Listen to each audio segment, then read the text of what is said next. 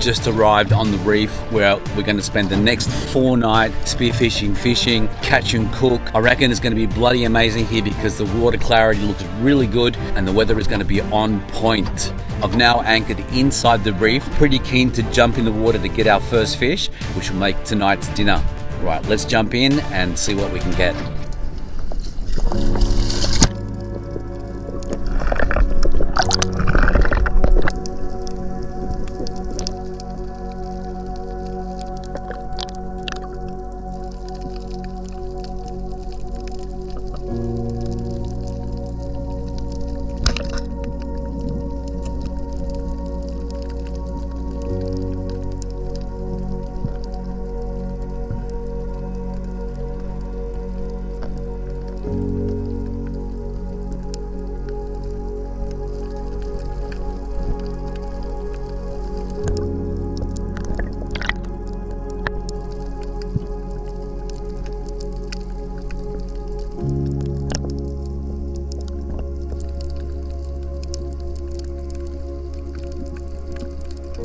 I had a bit of an explore around here and not much, to tell you the truth.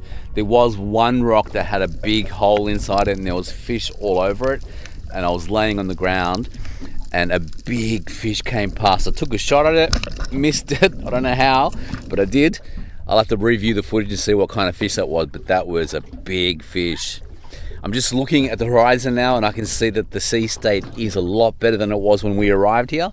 So what I'm going to do is take the boat around to the front of the reef and anchor there because I'm not going to catch any fish here. The viz is not good, and every time I'm trying to get close to a reef, fish are scattering everywhere, so no good.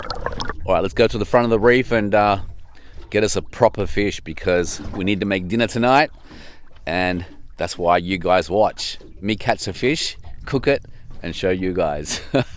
Yeah, small boat like this can get you out to the reef easily, and they can also crawl over the reef because it only has a 30-centimeter draw, which means that we're not going to damage any corals and we're not going to damage the boat. So here we are. Let me just find an anchoring position, then we'll jump in the water because it looks a lot clearer and we're on the front of the reef, which means that there's a lot more better fish here.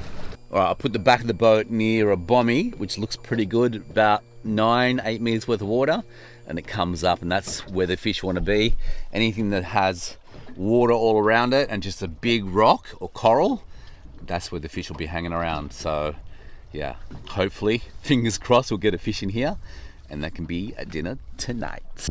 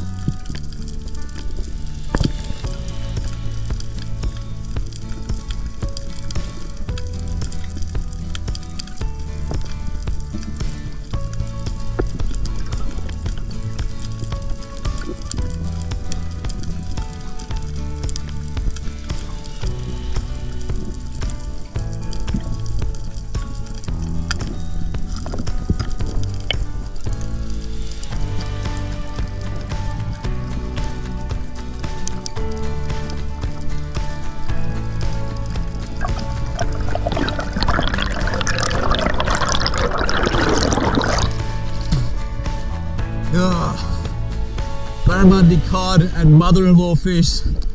That's all that's there.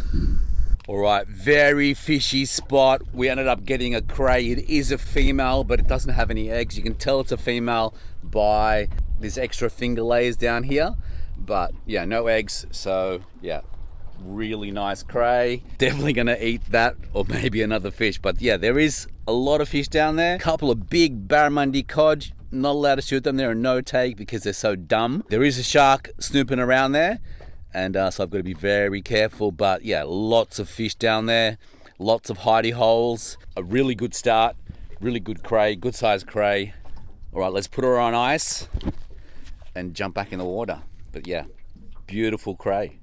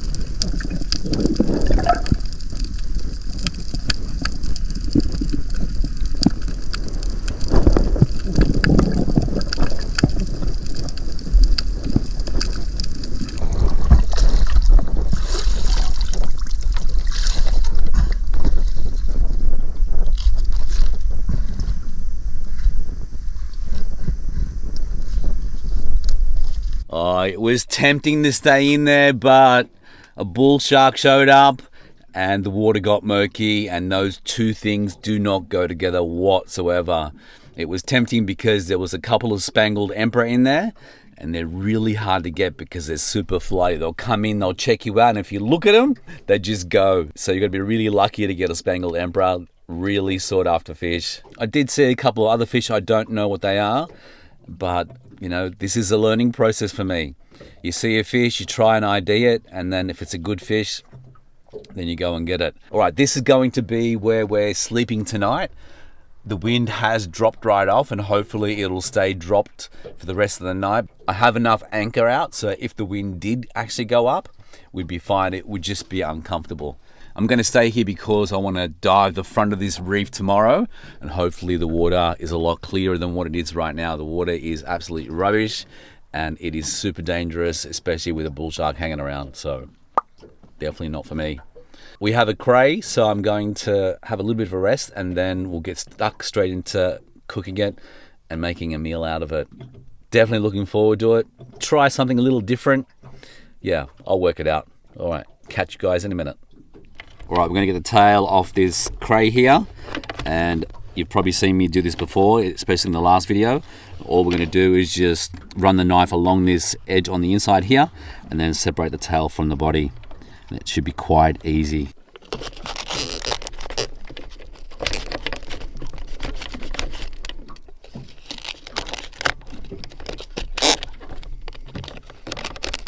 Do the same thing for the bottom. Run the knife along the bottom there.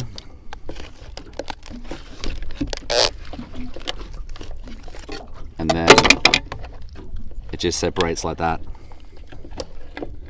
That's it. And the rest we can just throw away. If we had a barbecue, then you would split that in half and barbecue, because there is some meat in the front here, which is quite nice. We can't do anything with that at the moment, so that is going in the water. As for this, we just cut off this excess. This is just all the guts. We don't need any of that. And then we're left just with the grey tail. And what we might do, I might split it in half, and that way we can just grill each side of it.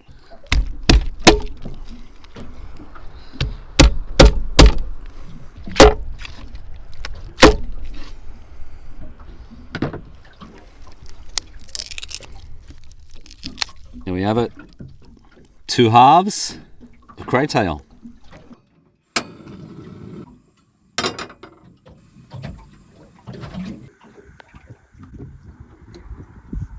End up taking the lobster meat out of the shell, because realistically I'm not going to be able to cook it on the frying pan through the shell. So yeah, I've separated it, and I'm just waiting for the oil to heat up, and then we'll whack them straight on there.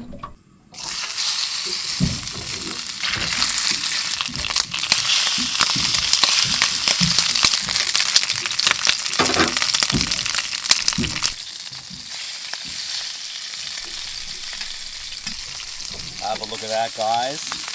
Cooking nicely.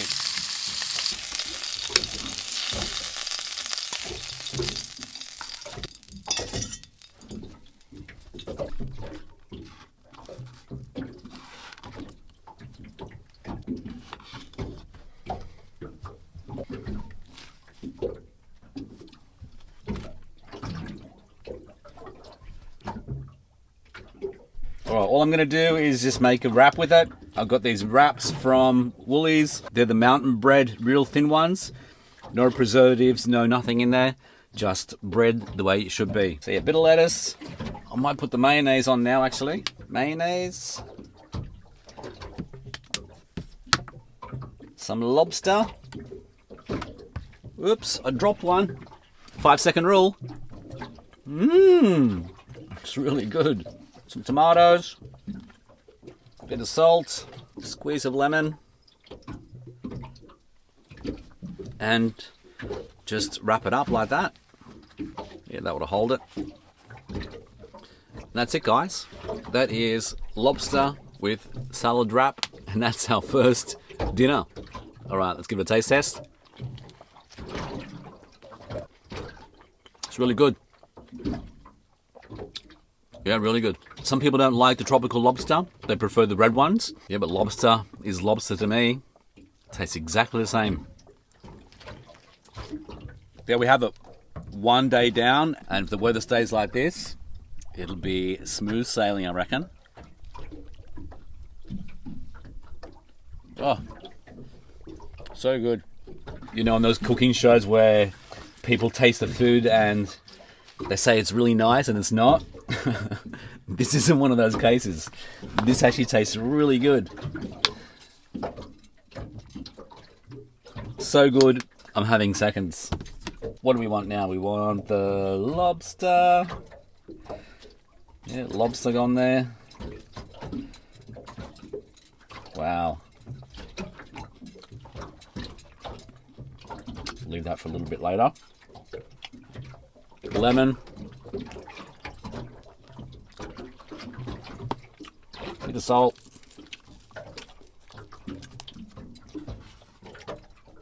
And those cherry tomatoes. Here we go. Again, just give it a fold and roll it. I might do it on the board actually. There we go. Oh, that's a much better wrap. Much better wrap than the first one. Mmm. Mmm.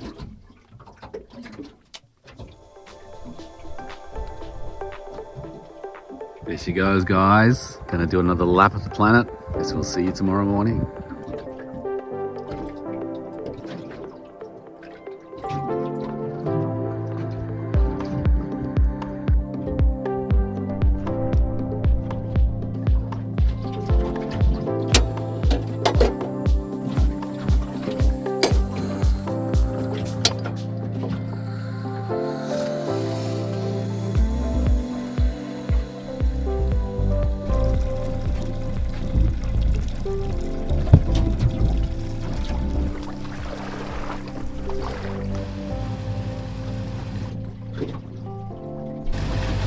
Alright, no luck guys, and you can spend hours and hours trolling and not catch a single fish, or maybe catch one fish, and that's the reason why I don't do it.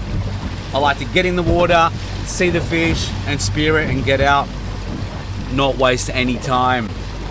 Alright, let's pull these rods in and then find a place to anchor and we'll jump in the water. Tell you what, I absolutely zonked it yesterday. Just on sunset, I crashed after having that meal and went straight to bed, and then got up about 10 o'clock, couldn't sleep. And so I was reviewing some of the footage I took underwater, trying to work out how I missed those fish, and I think I've worked it out now. So I just had new rubbers put on here, and I think these rubbers are a little bit overpowered, and what's happening as soon as I fire the gun is getting some recoil, causing the gun to go back, and as the spear travels through there, as the gun's lifting, it pushes the end of the shaft up, which causes the shot to go low. So that's pretty much it. I've got to aim a little bit higher, I guess. That's mainly because the rubbers are brand new. As I use the gun more and more, these rubbers will relax and then it'll shoot properly. But it'll probably be some time before that. So until then, I probably need to shoot higher than I normally shoot. And the shot I missed on the Spangled Emperor That was just a result of being too far from the actual fish. And what I've done is I've shortened the spear line, and that reduces the distance between me and the fish. I've primarily done that so I don't give the fish that much line when I shoot it, and it makes retrieving a lot easier so the fish can't dart into some rocks and things like that. But yeah, I've got to be more observant on how far the fish is and not try and shoot something that exceeds the shooting line. But yeah, that's pretty much it. So hopefully this morning, using those practices, I can shoot more fish. But that's essentially it.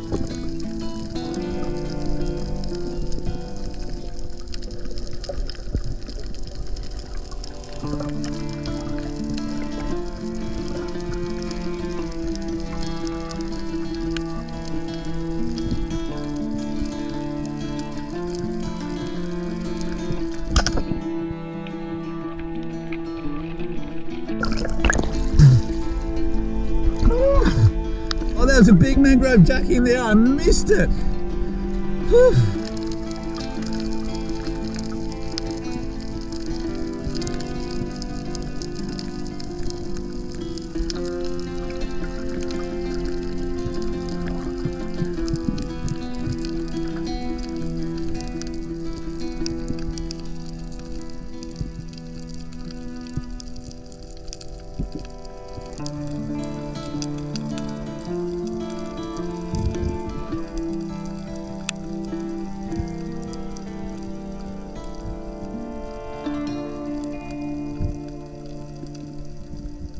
Oh, this is take 2, guys, because I just put the camera up there and I thought I was recording and I wasn't, so I just rambled on for 5 minutes.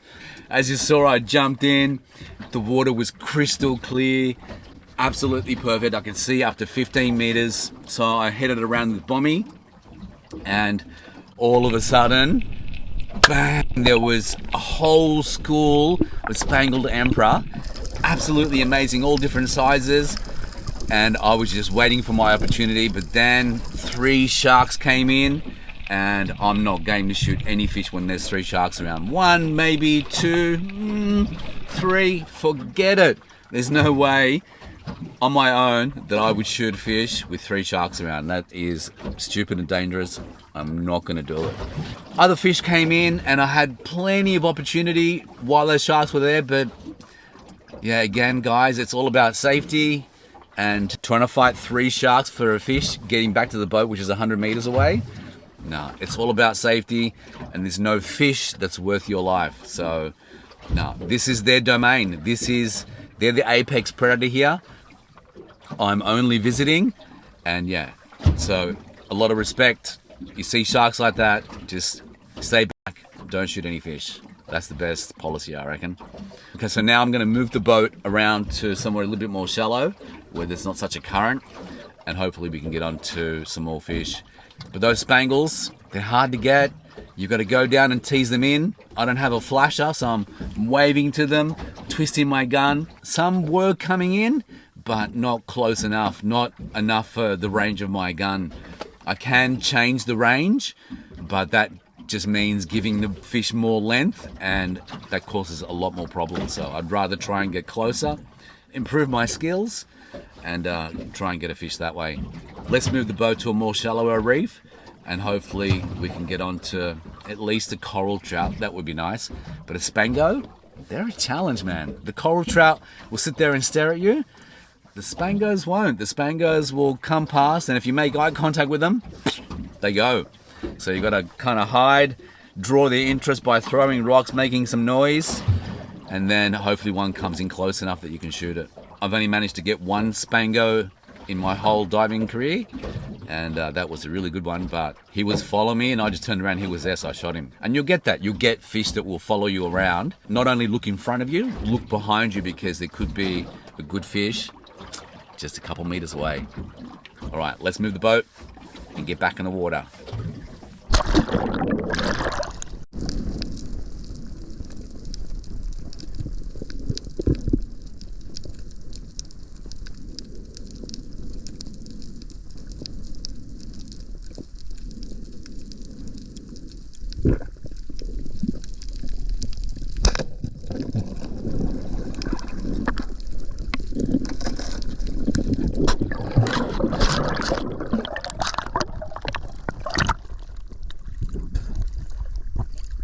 That's what I'm talking about, guys. Have a look at it. This is a beautiful coral trout, fresh from the ocean. I messed about all this morning trying to catch a fish. It wasn't having any luck and was becoming completely frustrated.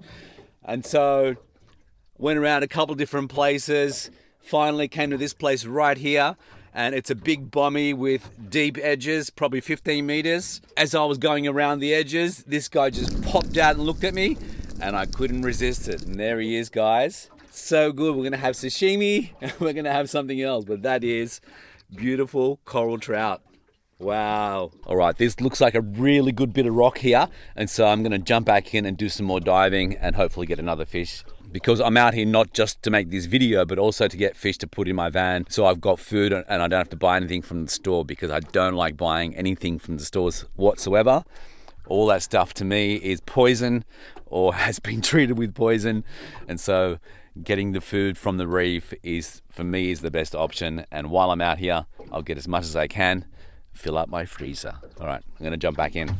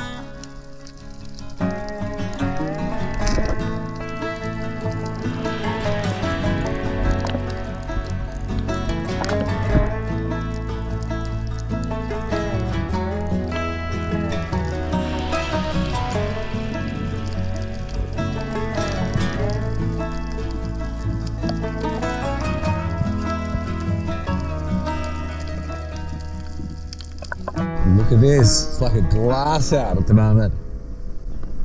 So calm out here.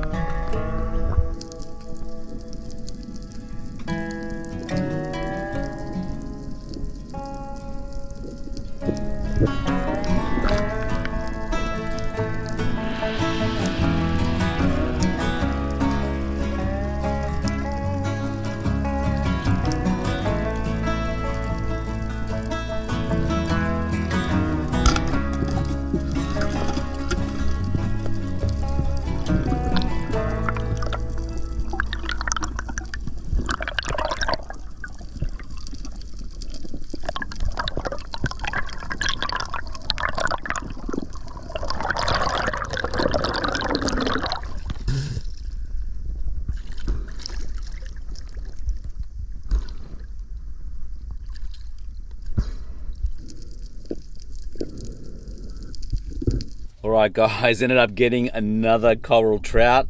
They're both common coral trout. You can tell from the blue around the eyes, and also they have translucent pectoral fins. But both the same, different colors. This is a brown one. This is called a strawberry one. And yeah, both beautiful, both taste the same. This one is about 45 centimeters. Legal is about 38 centimeters. And this one is a lot larger. I don't need to measure that one. That one's well legal. But yeah, that is a 45 centimeter coral trout. And you can see the difference in the size and how much more meat that they have. I prefer to catch them at this size rather than this size here. Started off pretty rubbish, didn't get any fish, couldn't shoot anything, missed a lot of stuff, missed some good fish. But yeah, ended up getting these two bad boys, and yeah, so happy.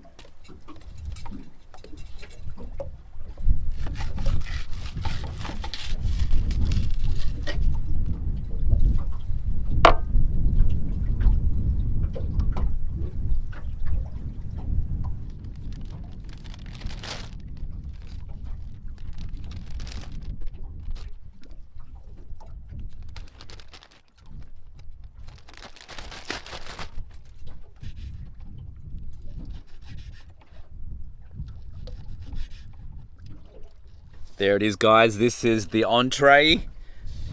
Coral trout sashimi. I forgot to bring the wasabi, so it's just gonna have to be coral trout with soy sauce.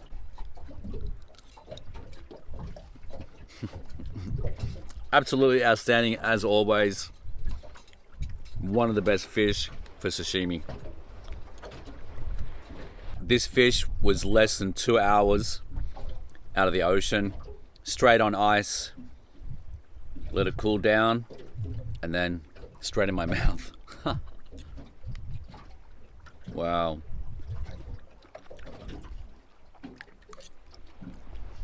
Wowee. Woo!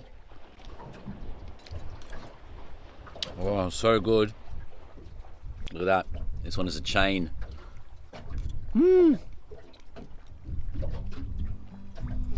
Wow. Some lettuce, tomatoes, some slivers of apple, a handful of nuts, a bit of olive oil,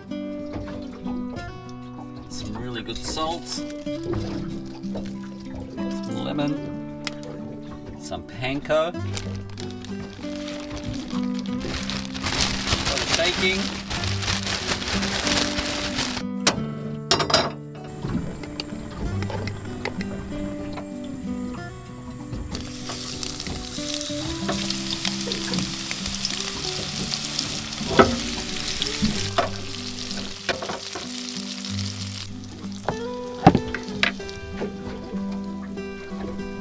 There you go, guys. Coral trout, fresh from the reef, on a bed of salad. Let's taste it, see how good it is.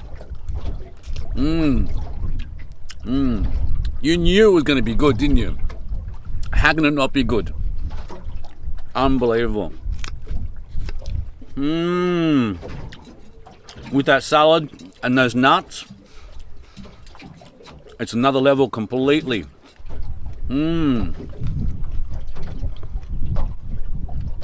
When I'm out here making these videos, I'm usually just having one meal a day, and I make it a bloody beauty. This is outstanding, so good.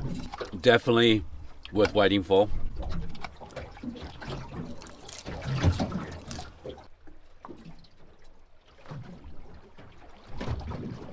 The wind's up and it's changed direction. It's blowing nor'easter now, and that's about maybe 12 knots. That's not in the forecast. Gee, I hope it dies down, or it's going to be a rough night. Oh, I was having a pretty good sleep. And now this. I guess I'm just gonna have to sit it out and see what happens.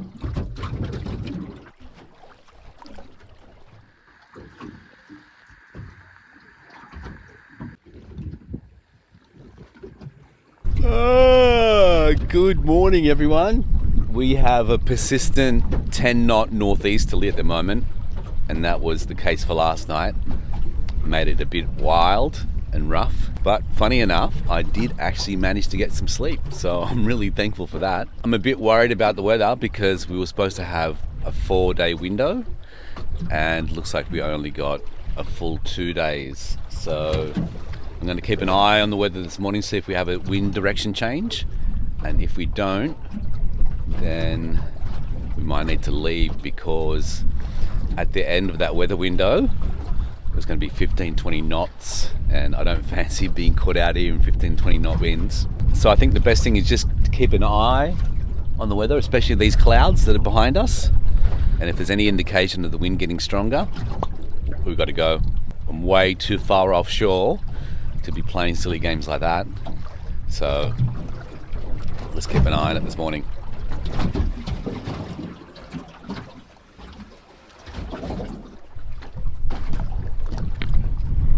You can always rely on the weather, but not the weather forecast, is what I say.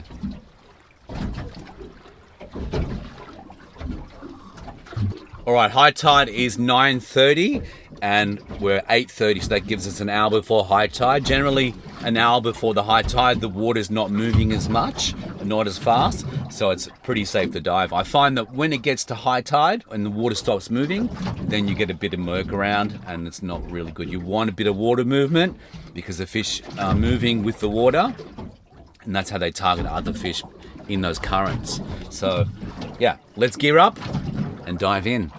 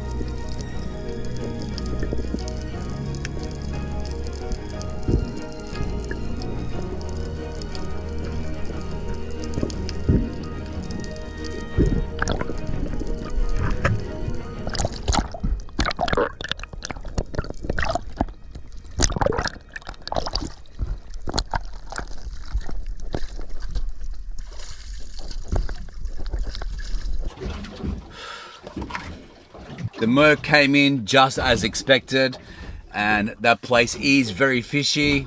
A few sharks showed up. In the end, there was 3 of them, and you can't shoot a fish when there's 3 sharks around. Sorry, it's just one of my rules, and I won't be doing it. I might go and try one more place, which is the place where we were anchored. That looked like to be a good reef. Hopefully I can get onto one more coral trout and take a couple of fish home. That would be really nice.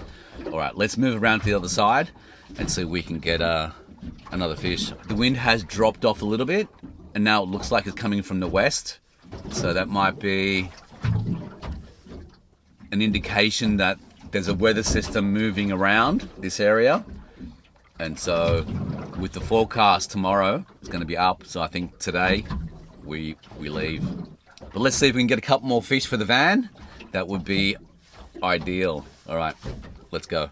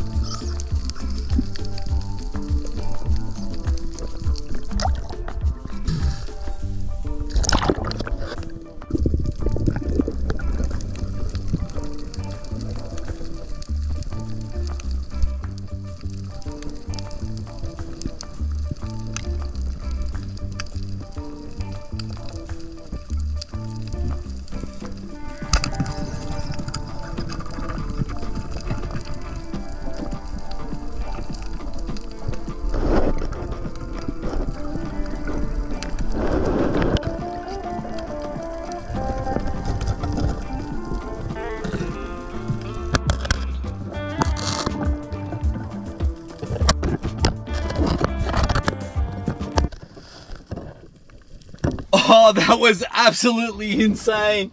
I shot a coral trout and I had to go back down to pull it out of the rocks because it was going to get stuck and there was a shark there. You can't leave fish inside rocks when the shark's about, you'll lose it. And so when I came back to the surface, I realized that I'd lost my GoPro. Oh, so I had to come back to the boat, drop the fish off, go back and look for the GoPro. And lucky for me, the shark was in the same area where the fish was caught in the rock. So I knew the GoPro had to be down there. I waited for the shark to leave. I went down and I found it. I found the GoPro.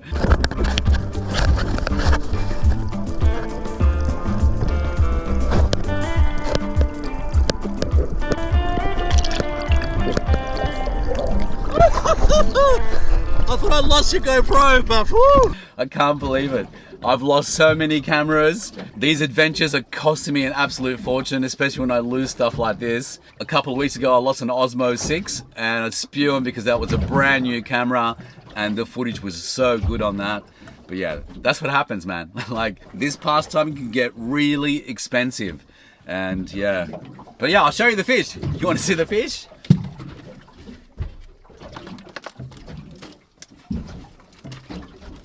Yeah, all right, so just nail these two. Nuts. All right, guys, that is it for this episode. I've had an absolute blast catching and cooking my fish. So delicious. I can't wait to come out here again. All right, you guys, be good, take care, and I'll see you all in the next one. Bye for now.